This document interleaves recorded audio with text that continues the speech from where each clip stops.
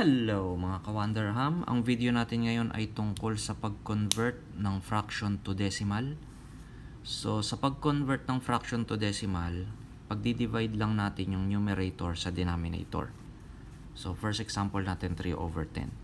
So yung numerator, yung 3, ilalagay mo siya sa loob ng division symbol. Tapos yung 10 yung nasa labas.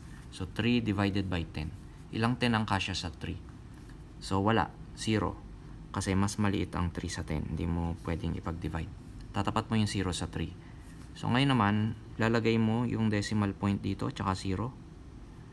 Lalagyan mo rin ng decimal point dun sa taas, katapat nung decimal point sa loob. Ngayon yung 30 na yung i-divide mo sa 10. 30 divided by 10. Ilang 10 ang kasya sa 30? 3. So tatapat mo dun sa nilagay mong 0. Tapos 3 times 10 equals 30. So pag ma-minusin mo, 30 minus 30 equals 0. So ang 3/10 equals siya sa 0.3. So next, 4/5. So yung numerator, 4. Yun yung nasa loob ng division symbol. 5 yung nasa labas. So 4 divided by 5, ilang 5 ang kasya sa 4? Wala. Dahil mas malaki yung 5 sa 4. So lalagay mo 0 sa tapat ng 4. Lagyan mo ng decimal point tsaka 0. Lagyan mo rin ng decimal point sa taas, katapat. So ngayon 40 na yung i-divide mo sa 5. 40 divided by 5, ilang 5 ang kasya sa 40? 8. Tapat mo sa 0. 8 times 5 equals 40. So 40 minus 40 equals 0. So 4/5 equals 0.8. So ganun lang kadali mag-convert ng fraction to decimal. Next, 3/8. So yung 3, yung i-divide mo sa 8. 3 yung nasa loob. So ilang 8 ang kasya sa 3? Wala, dahil mas malaki ang 8. So 0 ulit lalagay mo katapat ng 3. Decimal point, 0. Tapos lagay ka ng decimal point dito. So 30 divided by 8. Ilang 8 ang kasya sa 30? 3. Tapat mo sa 0. So 8 times 3 is equal to 24. So pagtapatin mo lang, 30 minus 24 equals 6. So yung 6 tapat mo dun sa pinakakanan na digit. So ngayon, meron pa tayong natitira sa ilalim. Maglagay pa tayo ng isa pang 0 dito. Tapos i-bring down natin para ma-divide uli natin sa 8. So 60 divided by 8. Ilang 8 ang kasya sa 60? 7. So tapat mo dito sa huling 0.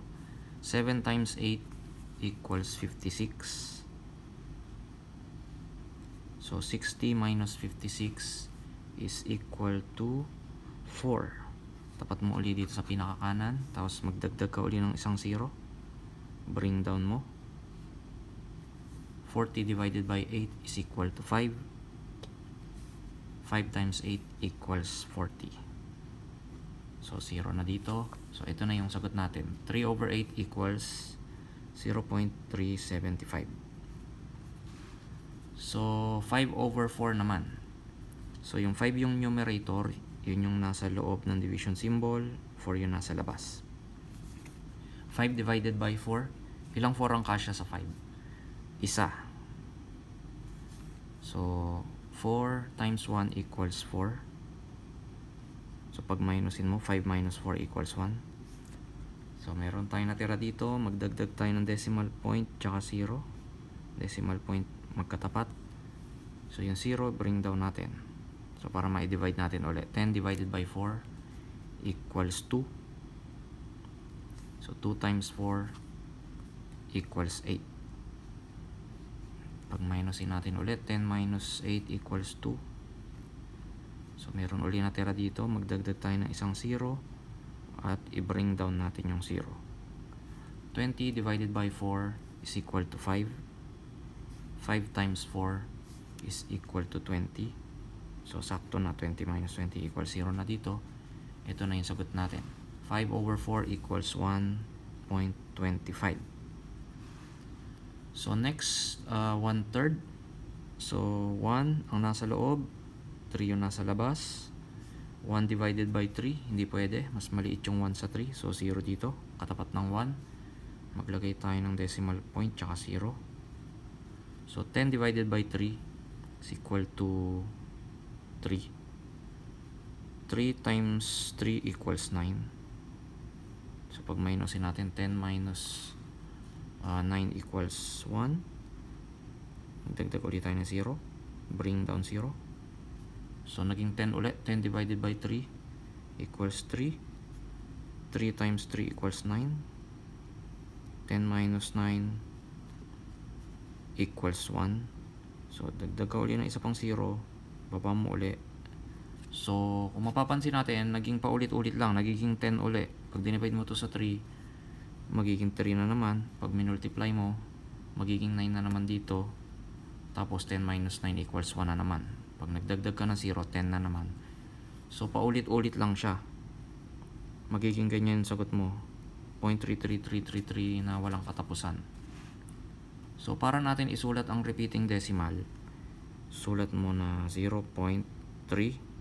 Tapos lalagyan mo lang ng bar sa taas yung 3. So ibig sabihin yan, yung 3 ay magpapaulit-ulit. Magiging ganito, nang walang katapusan. So paano naman to? 5 over 11. So 5 nasa loob ng division symbol, 11 nasa labas. 5 divided by 11, 0. Hindi pwede, mas maliit yung 5. So maglagay ka ng decimal point at 0. Decimal point. 50 divided by 11, ilang 11 kasya sa 50? 4. 4 times 11 equals 44. So 50 minus 44 equals 6. Lagay natin dito sa bandang kanan. Magdagdag ka ng isang 0. Bring down 0. 60 divided by 11 equals 5. 5 times 11 equals 55. Pag minusin natin ulit, 60 minus 55 equals 5. Magdagdag ka ng isang 0. Bring down 0. 50 divided by 11 equals 4. 4 times 11 equals 44. 50 minus 44 equals 6. So pag nagdagdag ka ulit ng isa pang 0, 60 divided by 11 equals 5 na naman. So nagpaulit-ulit naman yung 45. So 4, 5, 4, 5. After nitong 5, magiging 4 uli yung kasunod nito. After 4, magiging 5 ulit. So 4, 5, 4, 5, 4, 5 na walang katapusan na magiging sagot mo. So para natin isulat yun, 0.45. Lalagyan mo ng bar yung 4 tsaka 5. Ibig sabihin, nagpapaulit-ulit yung 4 at 5. 45. 45, 45, 45 na walang katapusan. So yan po ang ating video for today. Kung may natutunan po kayo, please like, share sa inyong mga classmate, best friend, tropa at crush. At pasubscribe nyo na rin sila sa ating YouTube channel. Bye-bye!